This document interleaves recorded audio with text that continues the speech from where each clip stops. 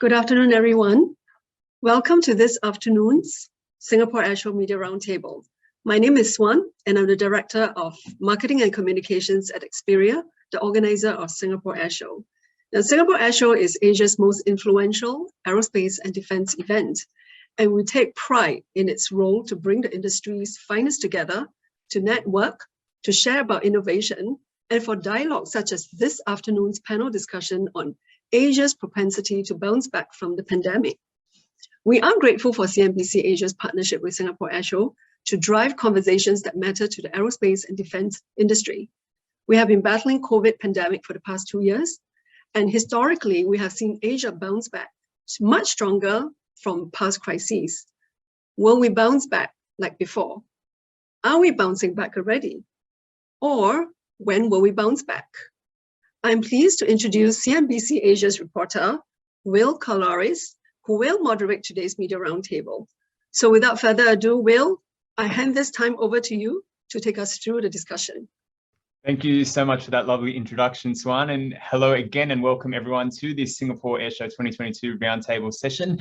And of course, today's question is, can Asia bounce back to pre-pandemic levels of growth? But just firstly, in terms of some housekeeping for all of the members of the media joining us today, there is going to be the opportunity for Q&A following on from the panel discussion. I'm sure you've seen in the chat below that if you have any questions for the panelists, please post them there. This can be throughout the session as you're listening, as you're taking notes and hearing from our panelists. So if you put them there at the end of the session, we should have around about, say, 10-15 minutes or so, perhaps a little bit longer, to address all of the questions you might have. And if there's something that we don't necessarily have time for, I'm sure that they will be passed along, and perhaps that you can get your responses to those questions in due course from our panelists.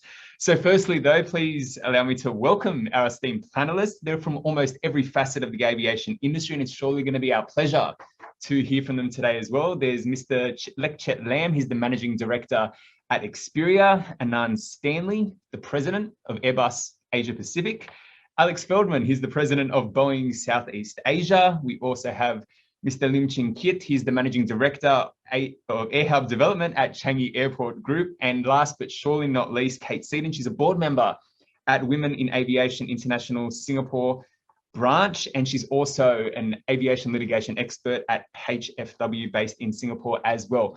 Now, Swan greatly covered off on some of the issues, but I also wanted to touch upon, just in terms of an introduction, everyone here, everyone joining us today can pretty much agree at the last 2 years have been absolutely the most disruptive, or some of the most disruptive, that global, but also Asian economies have ever experienced. And Swan touched on this as well. We had the Asian crisis in 1997, GFC in 2008, or even thinking back to SARS back in 2003, but COVID-19, I suppose, has been more pervasive. It's rocked financial systems, governments, businesses, households, not just in Asia, but all across the world. It's been absolutely ferocious. It's had an uneven impact, but even more so, that uneven impact in Asia. And the Asian recovery as well has been hindered not only by the fact that we've had this uneven recovery in terms, but we've had low vaccination rates. We've had case surges in 2021, if you just think about Delta and what we saw in India particularly as well. But even what we're seeing in the last few weeks in China, in terms of the Omicron variant there, and perhaps what we're starting to see with the Omicron variant in 2022, rather, I should say, in terms of ASEAN. And the reason why I bring up all of this is because no other sector, for the most part, has been impacted as hard as the aviation sector. The aviation sector has really borne the brunt of all of the COVID-19 pandemic across the board, not just for the airlines, but really across the board. So that brings us back to our question. Can Asia bounce back to pre-pandemic levels of growth? But importantly, can the aviation sector bounce back? And if it does, what does bouncing back look like and when? So I'll start with you, Alex, if I may, from your view at not just at Boeing, but also if you zoom back a little bit to get back to what we have seen throughout the course of COVID-19, how did the aviation industry in particular respond to the pandemic in your view? Well, I think we responded with our partners, the airlines, but also with governments and academia, and look to how we make the air travel safe. So Boeing in particular led something called the Confident Travel Initiative, which looked at from a very fact-based analysis, looked at where travel was going and how safe it was to travel on an airplane during the pandemic. And the conclusion was air travel itself was very safe. The additional cleaning that we've had done on the airplanes in between flights, but more importantly, the air circulation on the flights, both on Boeing and Airbus planes, make it extremely safe to travel. And then some studies have shown that actually there's 7 feet of distance between each passenger, even on a fully loaded plane, because of the way air circulates and is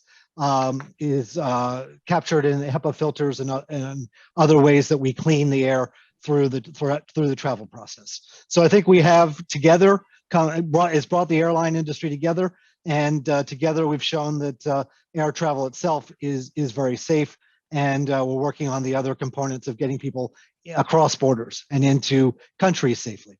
Yeah, because that is a big issue. And I suppose, Anand, that also relates. Is there some symmetry to what Alex was saying in terms of what you're experiencing at Airbus as well? Or are there any differentials that come to mind for you? Sure. I mean, I completely echo what Alex has said. Air travel has been one of the stronger links during the pandemic. It's been very safe. We've seen that, and the industry has come together strongly. Now, you did mention the concept of bouncing back. I think the industry, the entire ecosystem is ready to grow. As you've seen, where demand was led to open up, it's opened up very quickly. So I'm pretty optimistic about this. In terms of the Asian recovery in particular, do you think that there's going to be a speedy bounce back? Is it going to be 22, 23 that you're looking at? Well, let me give you the big picture first. When you look at the overall demand of Asia Pacific, almost 50% of the demand over the next 20 years comes from this region. So when you pull that back to where we are today, it's more about how we're managing the pandemic. That's driving, the recovery.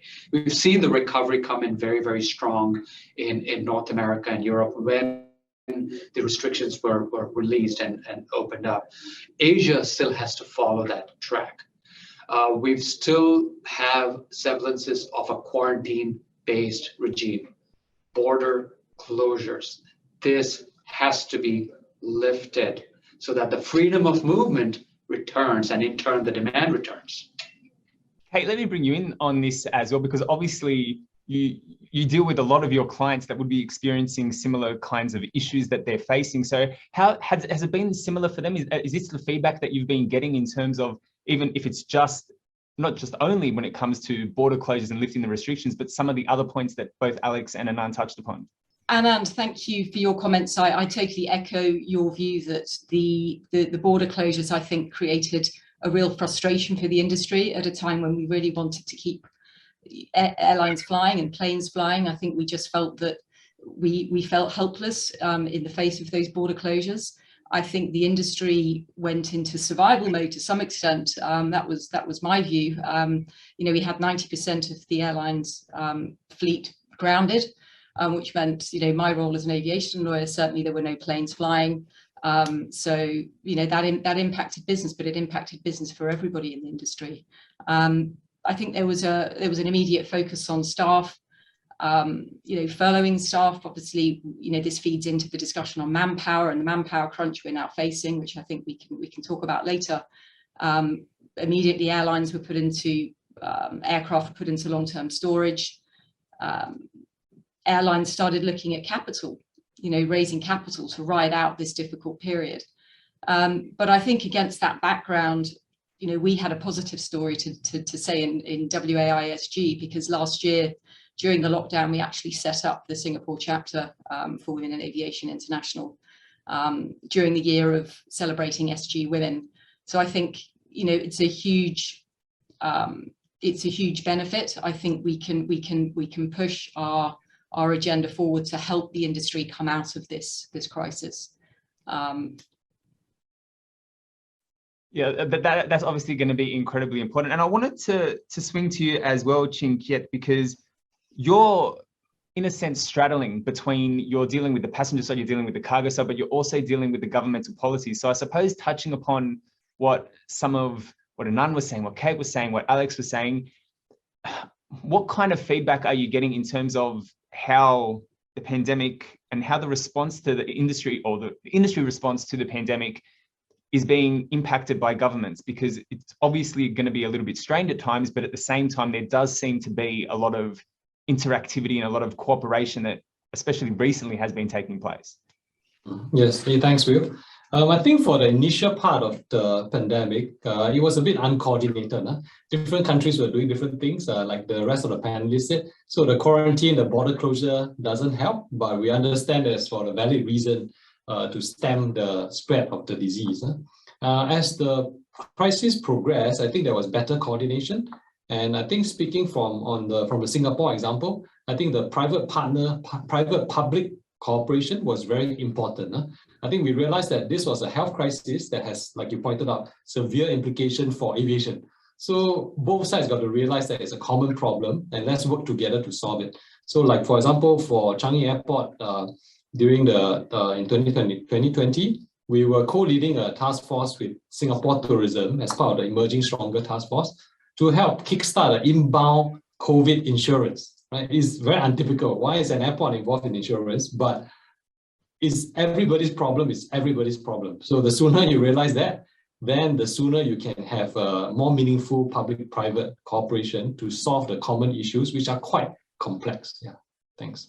Lecture, I wanted to discuss this with you because you're in a pretty unique situation as well, because, you know, the last Singapore Airshow we had in 2020 was right at the start of the throes of the pandemic, where we're looking into 2022 now, and we're having this discussion about what the recovery is going to look like. So from your perspective, considering all the things that we've been speaking about, how do the conversations go in your mind, but we're going to be looking forward to obviously at the Airshow, but in terms of the industry participation in really dealing with the pandemic?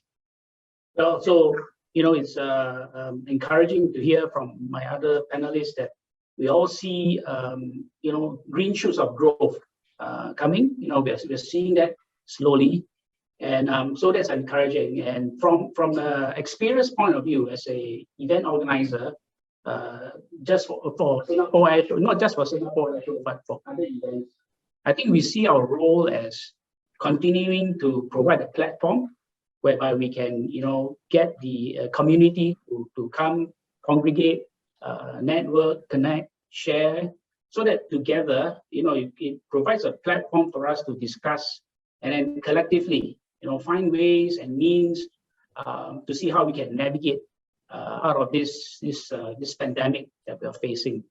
So also for us as an event organizer, it's important that for events that we organize, like the upcoming Singapore Airshow, that we pack it with relevant and the content must be relevant to the industry, so that, you know, it provides a platform whereby we can share, we can learn. And like I said, collectively, let's see how we can find ways and means to really navigate us through, find solutions, so that we'll be ready for the recovery and the growth, which, you know, when I hear from everybody, is like, it's going to come, right? So that's really our role of creating that platform for connectivity and keeping the conversations going. Alex, and just getting back to you for a second, because you became the president over there at Boeing Southeast Asia right in the midst of the pandemic. So in terms of how you came in to Boeing and had to deal with all of these issues, were you getting support from other industry executives? Were you talking to them about the ways and means in which the industry, or Boeing, I should say, rather, in terms of the Southeast Asian presence, could deal with what you were seeing? Well, we were. Thanks, Will, for that question. And certainly the Singapore Airshow offers a huge opportunity for all of us to get back together in person. And Boeing is very supportive of this event and it happening as planned in mid-February. And that's going to give us an opportunity to actually physically get together. We saw earlier in the Dubai Airshow how important that was and how the industry really appreciated that. So we're very excited and appreciate all of Xperia's coordination to make this event happen. Certainly, I've been reaching out across the board, but certainly within Boeing. And Will, going back to your other question, the industry is resilient. We believe that if governments can get together and provide a simplified, easy, and coordinated way to access borders and communicate that clearly to travelers, you will see travel increase. We've actually seen in our data that there is an inverse proportion to travel when governments either close down or open up. When they open up, as was referred to by my colleague from Airbus, markets thrive and travel booms.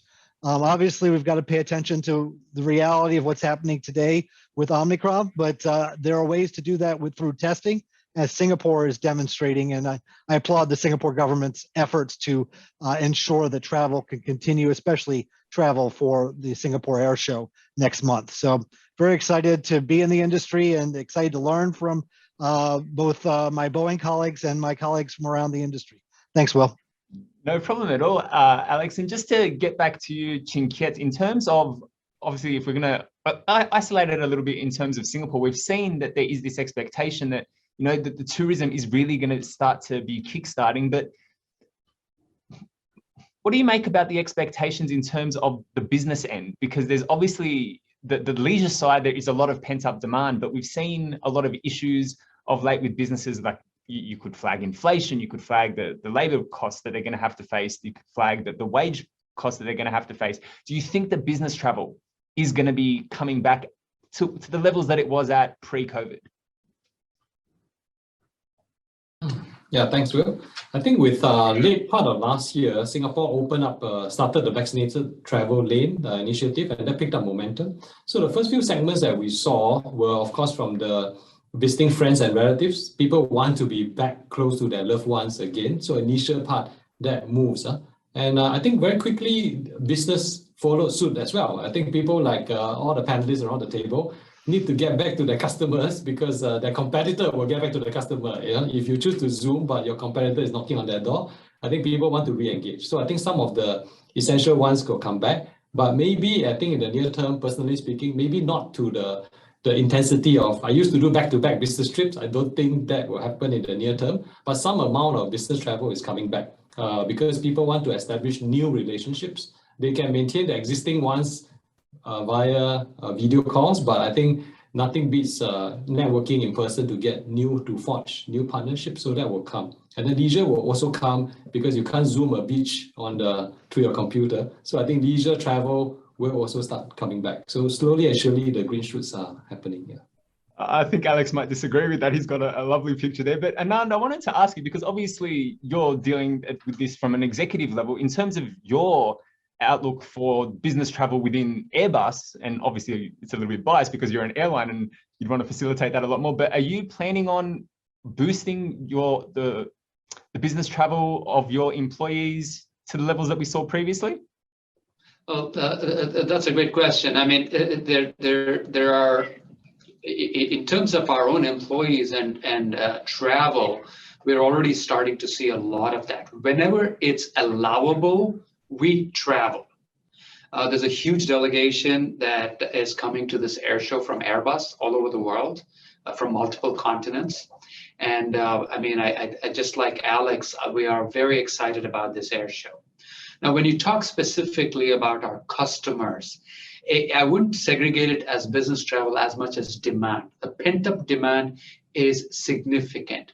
How it gets prioritized, how the dominoes actually start to, move is something that we can't predict. But if Europe and North America are an indicator, business travel bounces back extremely quick also when allowed. And that's obviously going to be incredibly important. Now, I wanted to just, I suppose, shift a little bit, because obviously the pandemic has totally altered the way in which the industry operates, from, the C-level executives to the ground staff that are, the ground control staff that are having to deal with all of these new processes, from even say the lucky few that are currently allowed to travel, and all of the different processes that they're having to deal with at the moment, all centered around this impact of COVID-19, rightly or wrongly, in terms of some of the additional things that we've been speaking about when it comes to border controls and the like, and all of the extra paperwork and everything else. So I actually wanted to start with you again here, Chin Kiet, because again, you're overseeing a lot of the passenger and cargo side when it does come to Changi and all of that, all that that entails, I should say, rather. So where do you see the changes coming in terms of the future when it comes to, say, for example, how people are going to have to deal with the changes stemming from COVID-19, but also at the same time, the adaptation that's going to have to take place in all of the processes moving forward? Yeah, thanks, Will. I think from taking Changi Export's experience, I think we have very quickly moved towards contactless in terms of our passenger interaction where possible. So again, emphasizing the frequent cleaning, contactless processes. But you're right, I think these days for travel, there's a lot more paperwork and preparation. So again, we will use our various digital touch points to again encourage people to pre-book, just do the checklist, have all your documents ready. I think I'm still confident that we'll reach the new normal. It's like after September 11, people got used to a new process of doing things. So the aviation system and the partners working between the airlines and the airports and the manufacturers, we will get there to the new normal. It takes some adjustment. My family, we actually took advantage of the VTL to take a trip, a family vacation. So it takes a little bit of adjustment, but not too much. I think most of it was still like how we used to travel pre-COVID. So it's possible. It's workable. Yeah. Yeah. As someone who traveled on the VTL, I know exactly what you're talking about. Now, Kate, I wanted to ask you as well, because obviously, again, stemming from your legal expertise, this would involve a lot more work on the back end that perhaps people don't see in terms of how airlines are having to deal with all of this. So what has that, I suppose, resulted in from the end of your clients, and where do you see the issues moving forward when it does come to having to facilitate all of the changes that are going to be necessary as we move even into a recovery mode when it comes to COVID? I think just at the beginning of the pandemic, we were certainly on the aviation finance side advising clients in relation to, lease deferrals and as businesses were trying to conserve cash as much as they could. On the dispute side, we were advising airlines in relation to, converting passenger into cargo or freight, or educating the insurance industry in relation to the potential risks associated with those conversions, the risk of having aircraft parked on the ground, the potential impact on safety, because obviously a large part of what we do, is risk. And if planes are not safe to fly on, that obviously increases my workload. So we were very aware of the potential risks that this could create from a safety perspective. And just bringing this back, I suppose, to, the women in aviation perspective, we certainly saw a lot of women, certainly within the community, leaving the industry. And I think we can come back to discuss sort of the manpower issues, but I feel that, now is an opportunity to really fundamentally transform the way we do things, and to look at women as a means to try and plug some of the gaps, the manpower gaps, particularly when it comes to filling numbers on the piloting side. And what would be the way in terms of plugging those gaps? What would you suggest needs to be done moving forward? So we have, at the moment, I think there's only about 6 to 9% of the world's pilots are female. And at WISG, the Singapore chapter, our aim is to inspire, connect and engage with females in the community. You've got to see it to want to be it. And we need to increase diversity in the aviation industry. If you look at, the tech industry, if I can compare us to the tech industry, Singapore has one of the highest proportions of women in tech. I think we've got 41% of women in tech compared to 28% is the global average. I think we can really learn a lot. We have lost some women to the tech industry from aviation. I think we need to really encourage women and men in the profession to see aviation as a sustainable business moving forward, that we are open and inclusive environments. We are a modern industry that is a desirable industry to work for. And I think that's increasingly important when it comes to attracting and retaining talent, both male and female in the industry. And Chet, I'm sure you agree in terms of retaining talent in the aviation industry. Is that one of your key concerns as well in terms of, because obviously every business around the world has seen incredible labor shortages, but what have you been noticing in terms of not only the labor shortages, but I suppose the restricted labor mobility as well within the aviation industry because of all of the things that we've been talking about, all of the border closures, all of the paperwork and everything else?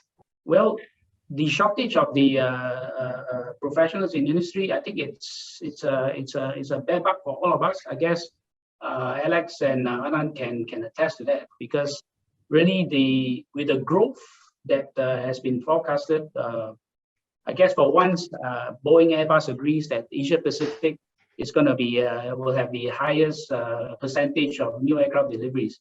So I think with that, when aircraft delivery starts to ramp up, right, the manpower is required, be it the MRO people, be it the pilots, be it technicians, be it even air traffic controllers and all that. So I think that's always a concern for the industry.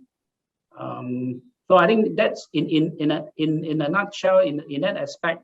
For the airshow itself, we do also always focus on talent development. We do have what we call the Aero Campus program that we attract young talent, I think from 12 years old and above, all the way to university, to have programs for them to introduce the aerospace industry to them and also get them interested in STEM. And the whole idea is to get them hopefully inspired and also to join the aviation industry. That is a really important issue, but to stick within the labor as well, because I want to get now Anand and Alex in on this in terms of what you're experiencing. Obviously, I'll start with you, Anand, in terms of deliveries. We've seen, I suppose, a little bit of a ramp up throughout the course of maybe the last 6 months or whatever else, but a lot of people will also need to understand, like, when we speak about airline deliveries, it's also incredibly cyclical, like you're talking about definitive periods. But in terms of the labor side of things, have you been experiencing any issues at Airbus? Because now we are seeing all of this demands coming back on. We're seeing a lot of this, I suppose, boost to travel in general. Are there issues at Airbus in that respect? I think we've had a pretty good year, Will, last year. And about when you're talking about deliveries, about 1/3 of our global deliveries came out of this region, the Asia Pacific region. And we have a fairly talented group of people, and we've been able to manage our labor pool fairly well. In fact, we are trying to hire a lot of people. We've recently announced we're looking at hiring about 6,000 people globally to again get us ready for the ramp up to come. And the Asia Pacific region is also a part of the plan, because we continue to see a lot of activity here. And as I mentioned, once the border closures and I think the freedom to travel and movement starts to go through, you'll start to see the pent-up demand get released. I agree on that. And this region is resilient, the world's resilient, the industry is resilient. As you referred to early on, Will, we've seen crises before. We've had naysayers say travel will not come back after 9/11, after SARS. It did and grew substantially. Boeing believes that this region of the world is going to be the growth center, as obviously Airbus does too, and I'm just referred to, but and we are also hiring and ramping up in Southeast Asia and across the region as we prepare for what we hope will be substantial growth in the next 20 years. In fact, we through our forecasts predict that there'll be a need for 4,400 new aircraft in the next 20 years in Southeast Asia alone. So that's over $700 billion worth of new aircraft at today's prices. So we're very excited about the region. We think it's going to come back, and we know the air travel will come back. The big question, the $50,000 question, is when. And we're hoping that it comes back in 2023, 2024 to pre-pandemic levels. So we're bullish on Southeast Asia. Will become the 5th largest air travel market, intra-air travel market in the world, second only in Asia to China. So there's nothing but blue skies ahead of us in Southeast Asia. So in terms of, and I'll stick with you just for a second, Alex, in terms of, we talked about labor and we've talked about your bullishness in terms of Southeast Asia, and I'm sure that everyone on this panel very much agrees with that sentiment, but where do you see the challenges then? What would be first and foremost for you, if we're separating away Omicron for a second? Well, you can't really separate Omicron away, or we can't COVID anyway, right? So what we need to do is restore travel, right? And we need to restore travel, the confidence the governments have in travel. And once that gets restored, then the passenger travel will return. As I said initially, the really key part of all of this is getting governments, at least in the region, hopefully globally, to coordinate and simplify the requirements for safe travel. And we believe that starts with testing and vaccination. So we need the governments to get their act together. We salute Singapore for its efforts, but it's got to be more than Singapore, and we've got to try and find ways, as Singapore has suggested, to treat this pandemic as endemic and get our lives back, and that starts with getting back to traveling. Chin Kiat, on that as well, because you're obviously inherently involved with all of the testing, do you think that, as Alex just suggested, that the Singapore model should be transplanted to other jurisdictions around the world?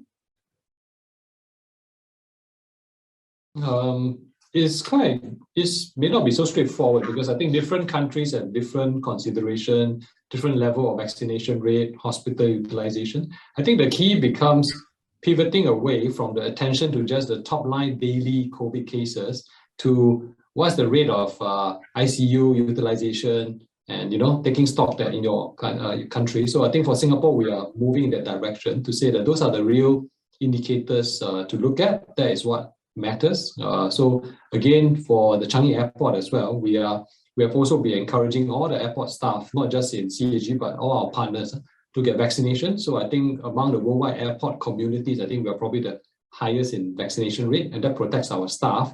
And then that gives us more flexibility in pursuing other policy. So it has to be based on each country and airport's unique circumstances. Yeah, thanks.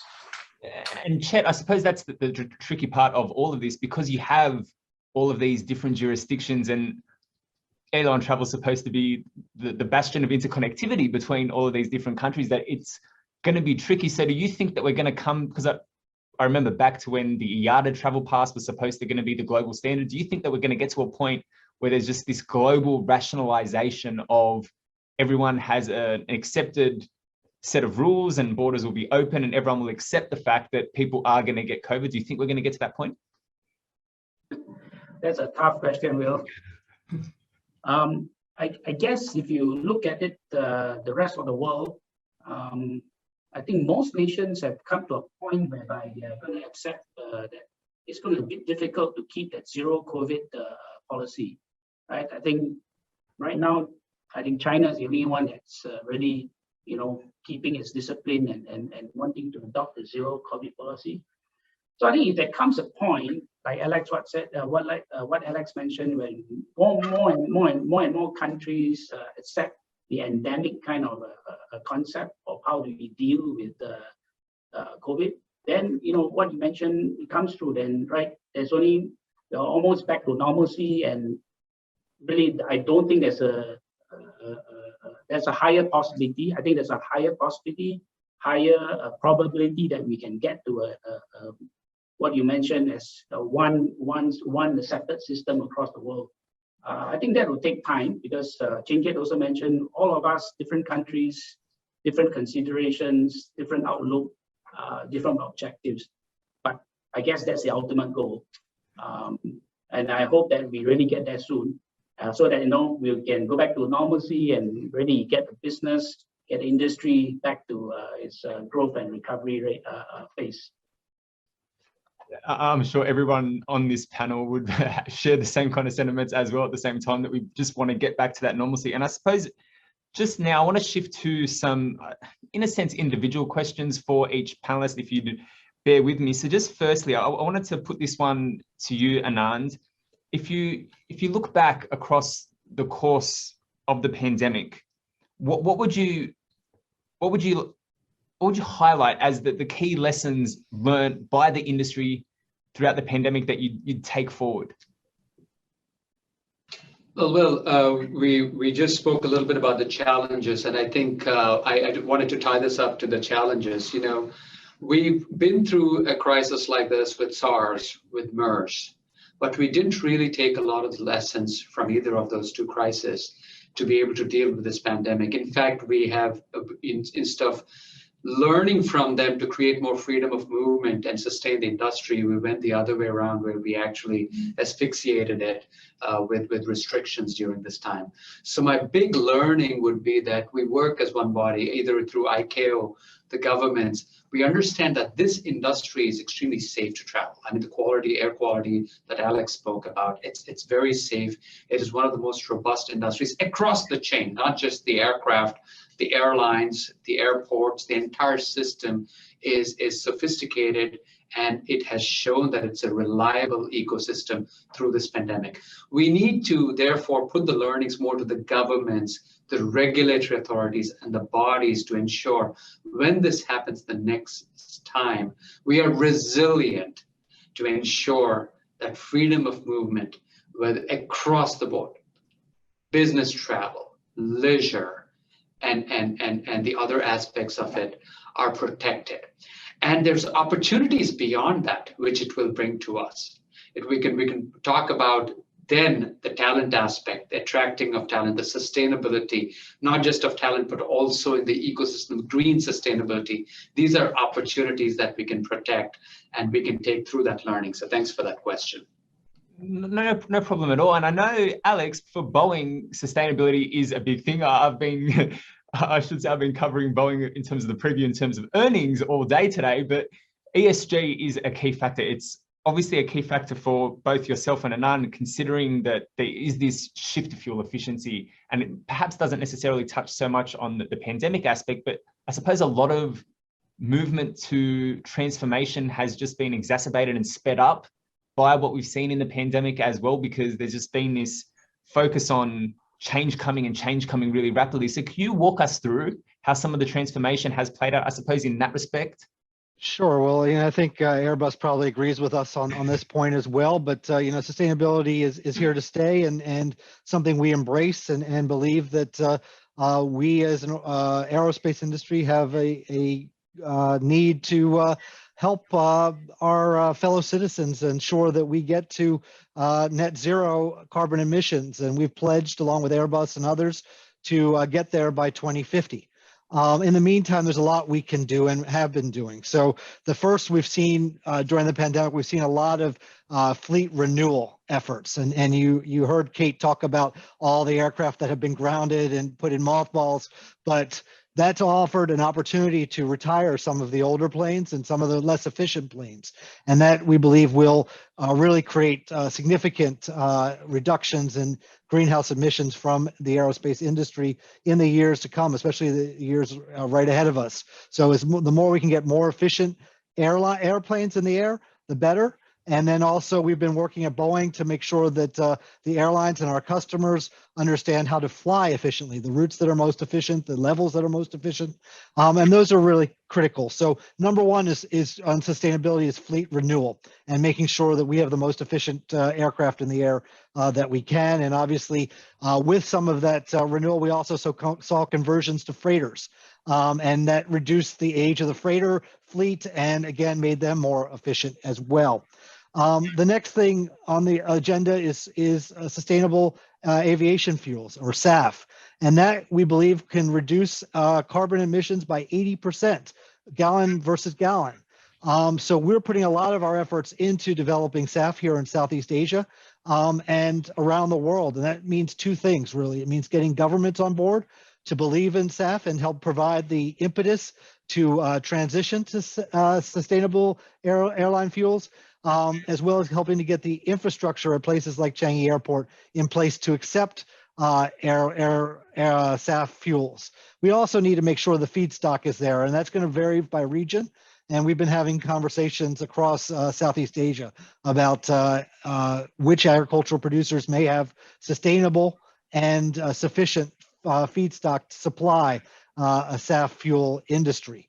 So we believe that's going to take place. And then I'm sure Anand wants to talk about hydrogen because, Airbus has been very out in front on the hydrogen front. We believe in it too. We believe it's a longer term proposition. We believe in electrification of the air fleet as well. We just made a $450 million investment in a company we had already invested in called Whisk, which is going to have air taxis that are going to be autonomous and flying passengers, at least initially, between airports and city centers, avoiding huge traffic delays as we find in some Southeast Asian and Asian capitals. So I think that's a four-prong approach. The fourth prong around hydrogen and electrification really needs to have great investment, not only from the aerospace industry, but from governments and academia and the like, for us to get to a position where we can tap these incredible sustainable products. So, but we think there's a progression, as I said, starts with fleet renewal, which is already happening. Thanks, really quickly before, and thank you, Alex, really quick before I jump to another person, I just want to go back to you, Anand, basically what Alex was saying in terms of the hydrogen aspect of what Airbus is doing as well. And it's really good to see that Airbus and Boeing can get along famously today on this panel. But could you just walk us through what Airbus is doing in terms of hydrogen quickly?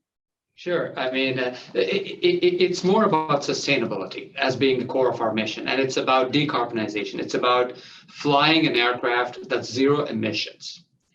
And we looked at all the vectors that are out there. Electricity batteries, we looked at SAF, we looked at new technologies, etc. And we found that hydrogen is the most promising technology vector, period, for a pure zero emission aircraft, which is why we committed by 2035 to fly a zero emission aircraft, and we hope it will be with a hydrogen vector. But what's important, and I wanted to echo what everything that Boeing and Alex said, is that this pandemic has underlined and accelerated the race for sustainable aviation. When all the aircraft were grounded, the few that were in the air were the newest technologies that burned the least amount and had the least amount of carbon footprint. So it's very promising that a sustainable solution is a bright and shining light out of this pandemic. And that is the hope, and hydrogen does seem to be the topic du jour when it does come to really trying to drive those green initiatives and have those green outcomes. But I wanted to go to you now, Chin Kiat. In terms of the aviation recovery, especially in Asia, what needs to change in order to really accelerate the recovery? Because I was looking over some IATA data just that came out yesterday. They're saying that Asia is probably the worst for wear when it comes to international travel, especially. So what do you think needs to be done? Yeah, you're right. I think Asia, we've been tracking this quite closely. I think Asia's recovery for the international travel part actually, in fact, has been lagging the other regions. I think part of it is also the mindset, like what some of the panelists mentioned earlier about trying to tackle zero COVID. But the good thing is, I think since last year, we can see the late part of last year, mindset is slowly changing and then picking up momentum, right? So shortly after Singapore started the vaccinated travel lane, we see Australia, Korea opening up similar mindsets, which is good because we need the policy change in Singapore is not sufficient. I need another country to go to. So the other side needs to change.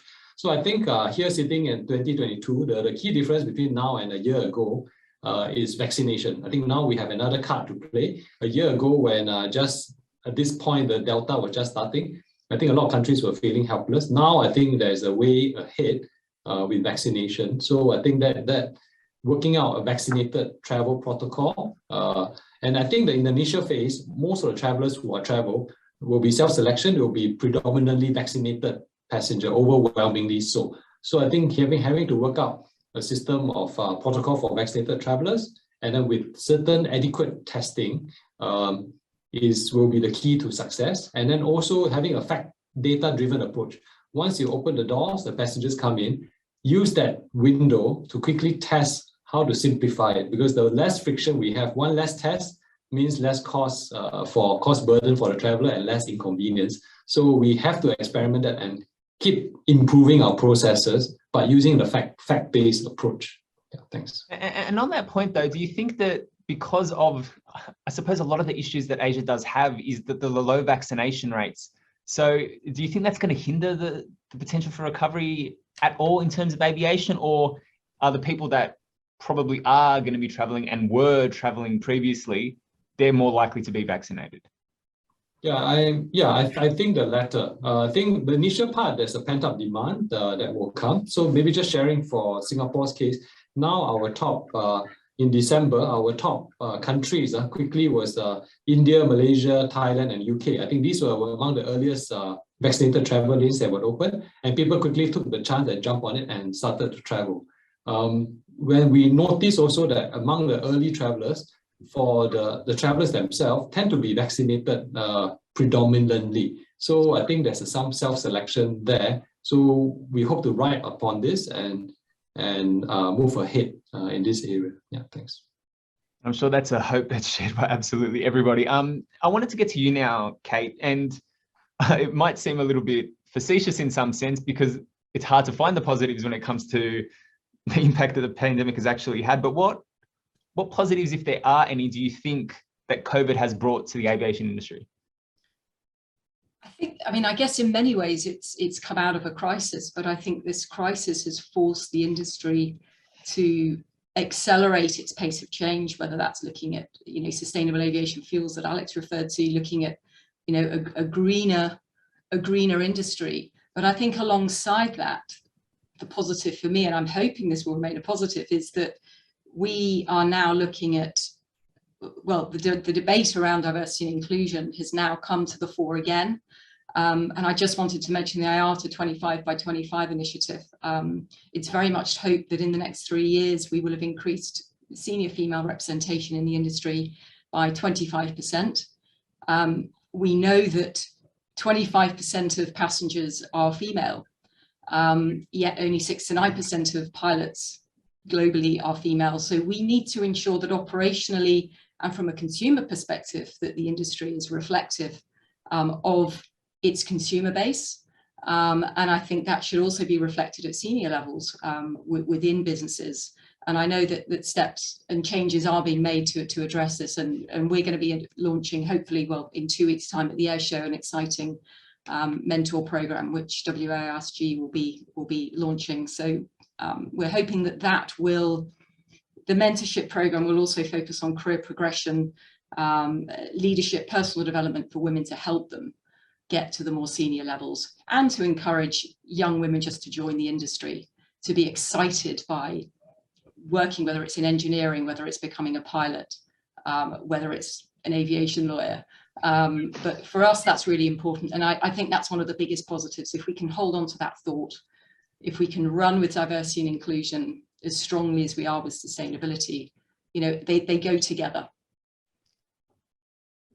That's exactly right. And I'm sure in terms of Boeing and Airbus, they both agree in terms of the need for more female engineers, the need for more female employees as well. But just quickly before we continue, just a reminder to all of the media that are in attendance, that are watching, that are taking notes, if you have any questions that you'd like to put to the panelists, that we're more than happy to have them shared. So don't be shy, don't be reticent. Please ask away. Your questions will be addressed in due course when it does come to this session. Now, Chet, just to get back to you and to talk about, we've been talking a lot about the Airshow because it's obviously incredibly significant in the timing as well, considering what we were talking about before in terms of 2020 was the start, and because this is biannual, we're now hopefully at the back end of the impact that we are seeing from the pandemic. So how do you envisage the ability for all of these members of the industry, all of these people that are within the aviation industry getting together and being able to actually, and I know the Dubai Air Show, that was pretty significant, but being able to get together in Singapore,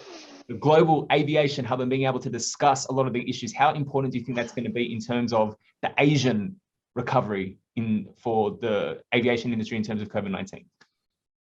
I think, first of all, I think we heard from Alex and also Anand. Really, thank you for your support for the Singapore Airshow, this upcoming edition in 2022. I think also just to relate to your earlier point, Will, about what has this COVID brought out in all of us. I think the word that came to my mind is, I think it brought out the resilience in all of us. really to find ways and means to different ways, new ways and means to continue on with the continuity of business. So as an example, like for us, Xperia as an event organizer, we took on the challenge of acquiring new skills in the digital world, in order to host virtual events, hybrid events. And then now, in the next 20 days or so, in this very fluid environment, we're taking on the challenge to hold a physical event in Singapore, right here in Singapore, that we need to kind of, implement the safe management measures, at the same time, make sure we balance to give a well-rounded, user-friendly experience for the attendees.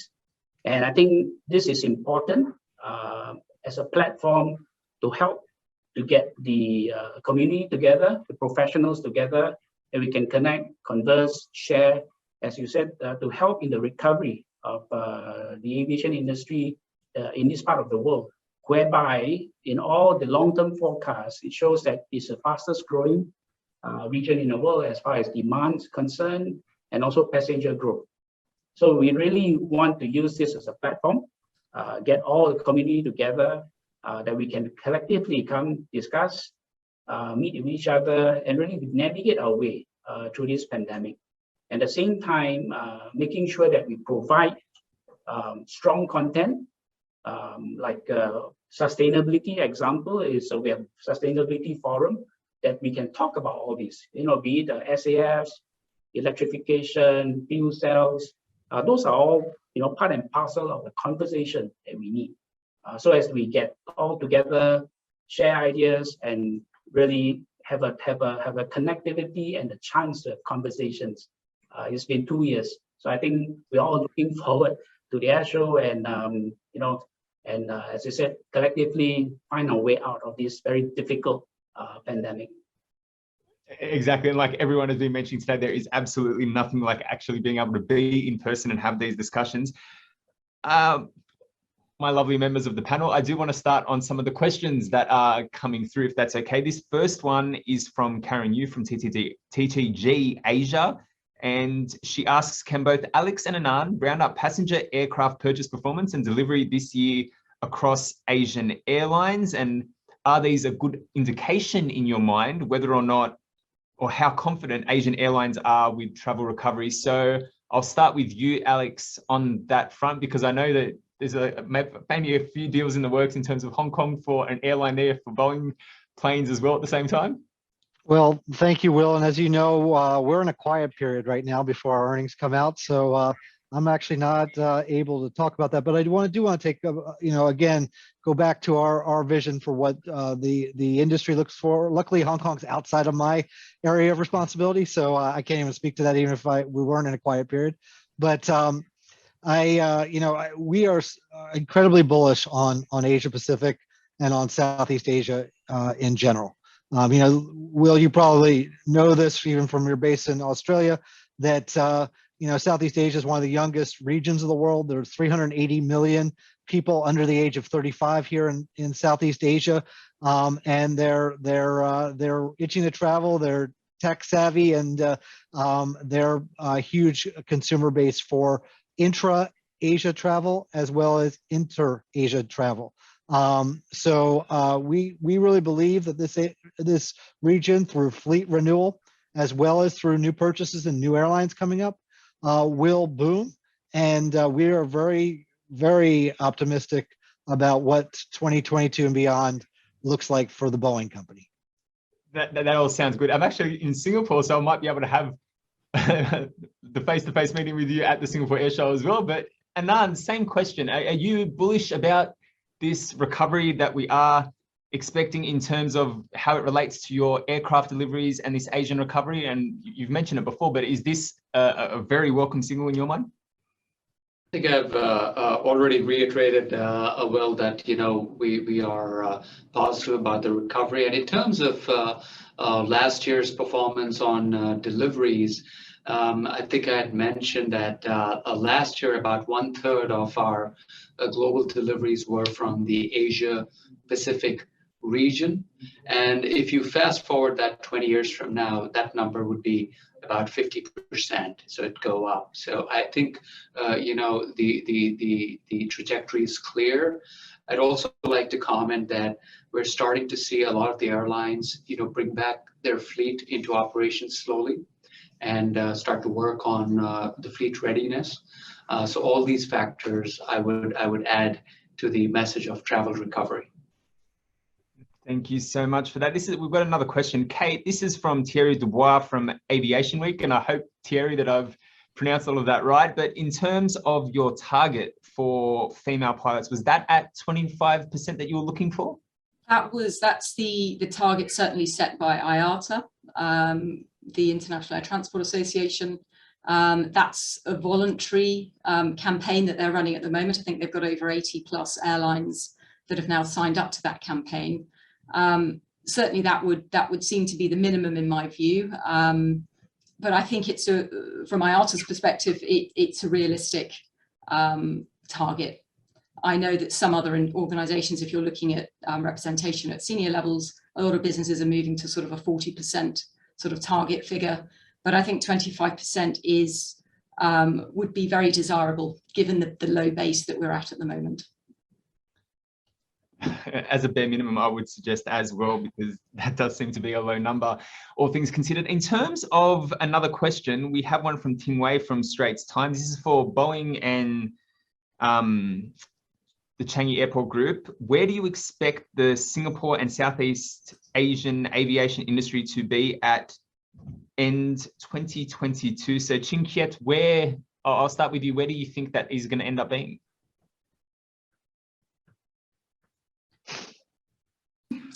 What I learned from the last 2 years is forecasting is very tricky at this moment. But just to share, most of last year, now we tend to track the recovery as a percentage of 2019 traffic, which is the year before COVID. So most of last year, Chinese traffic was hovering about 3%. With just 3 months of the VTLs opening in September, October, December, we are seeing numbers about 13%. So while 13% is still low, it is about 3-4 times of what we were doing for last year. So end of this year, we are very hopeful this year will be better than last, but not so easy to put a number on that at the moment. Yeah, thanks. And we concur. I mean, it's very hard to predict, and we don't have an exact prediction. Obviously, we hope that Omicron is the last of the variants that have a huge impact on the global economy and global movement, but we just don't know. We're, as I said, we're optimistic about this year for our own business, and that, our own business is tightly tied to how traffic returns. And as I said in the beginning, it all is looped back to how governments react and how they coordinate, starting with governments in ASEAN and then moving beyond to the Asia Pacific and hopefully global realms. But we need to simplify. We need to make sure that the public is protected, both the traveling public and the domestic public of the traveled to countries or the rival countries. So all of that is a unique art, but I think it's possible and doable. And again, I do keep doing it, but I applaud Singapore for their opening and hopefully more passengers coming through Changi. And as Chinket said, we're gonna need to simplify the arrival process even further. But my own experience has been quite good. Even when we had 3 or 4 planes arrive at the same time, we got through it in a very reasonable time. So thank you. Thank you, Alex. And this next question actually goes to opening in some respect. This is from Rong Wei from Channel News Asia, and this is for you, Chet. This year's Airshow has been scaled down compared to previous iterations. So how does that, or even does that, change the role that the Airshow plays for the industry? Right. That's a good question. I think that doesn't really change the role of an Airshow. Yeah, of course, the people coming in, I think to me, whether it's 60,000, 6,600 or 6, it doesn't really change because the Airshow is there. It really creates that platform for us to talk, speak, interact. The 2020 show, yes, it was also a bit smaller because, as you mentioned, Will, at the beginning, It was just at the beginning of the this COVID episode that we have. Actually, the feedback that we had was that the conversations were a lot deeper. The connection was a lot greater because really we had time to speak, we had time to interact, we had time to understand, what are your needs and what were the exhibitors trying to sell, or what were the trade visitors trying to understand more. So I think that is actually itself the crux of having a platform like the Singapore Airshow, so that we can, share ideas, connect, converse, and have that. Okay, we have the fist bump now rather than a handshake, right? But that eye contact, that physical presence is important. So I don't see that there's any really change in the role of an air show like the one that we're going to have upcoming. It still plays its important role in connecting the aviation community and having that opportunity to interact with one another. And that's always incredibly important. So just as a last question for everybody, so we're going to go in, I suppose, some semblance of order. So I'm going to use my screen as a guide and I'm going to go in a clockwise direction. So this is actually going to start with you, Chinkiet, first. How else can Singapore or APAC players help to bolster the recovery of the aviation sector?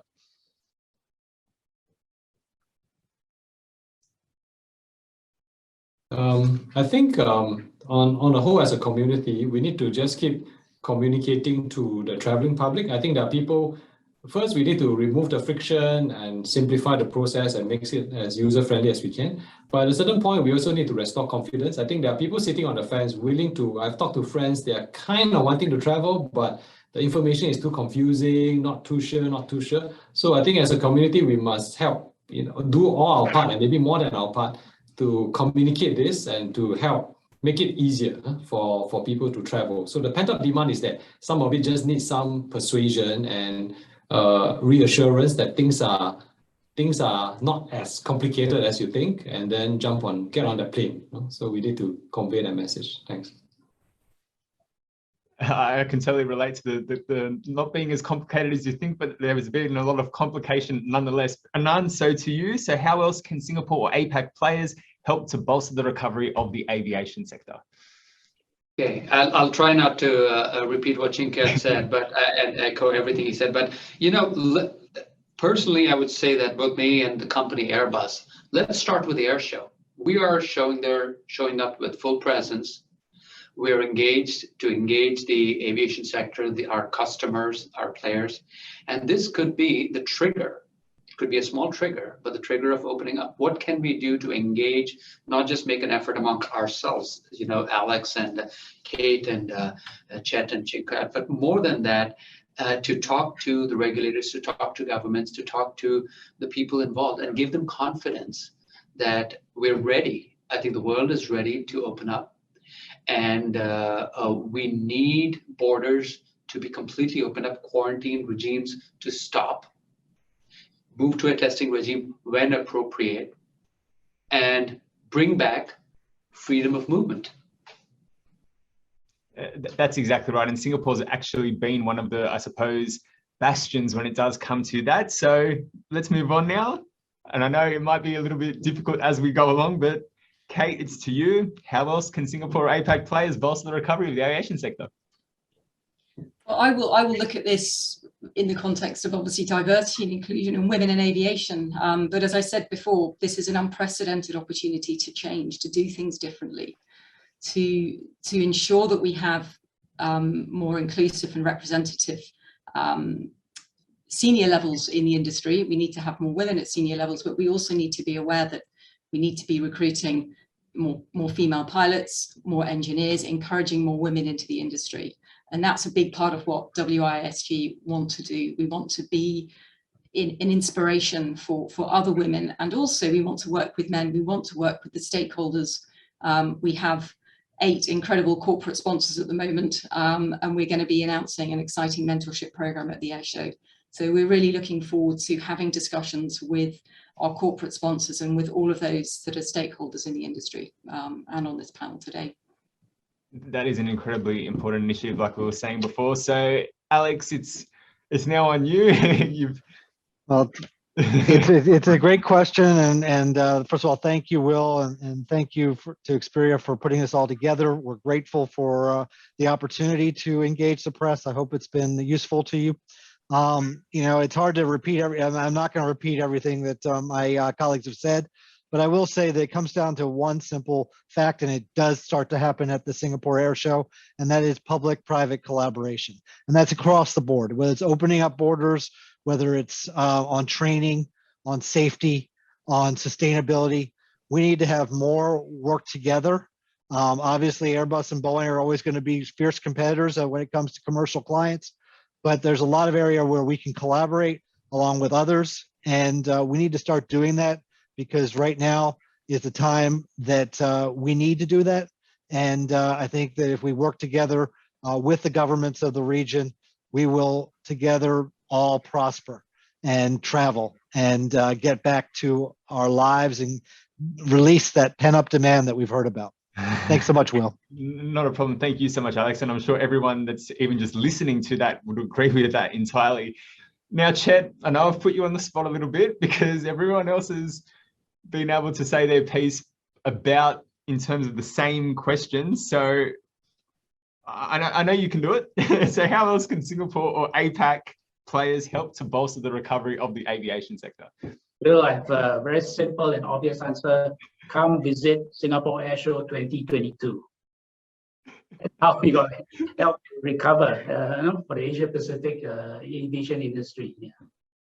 And that's probably the best way to wrap all of this up. I hope everybody watching from the media has drawn a lot of incredible insights and perspectives, and obviously a lot of the issues that are currently being faced by the aviation sector, but also relating to the Asian recovery from COVID-19 and the aviation sector in Asia's recovery from COVID-19. So I'd just like to thank yet again our panelists who were free with their time when it does come to this discussion. So Chet Lam, the Managing Director of Xperia, Anand Stanley, the President of Airbus Asia Pacific, Alex Feldman, the President of Boeing Southeast Asia, Lim Ching Kiat, the Managing Director of Air Hub Development at Changi Airport Group, and the always lovely Kate Seaton, Board Member at Women in Aviation International, Singapore branch, and she is a partner at HFW. I'd like to thank everybody for joining us today. I hope that you all found all of this, like I said, to be insightful, and hopefully all of you can join us at Singapore Airshow 2022. Thank you so much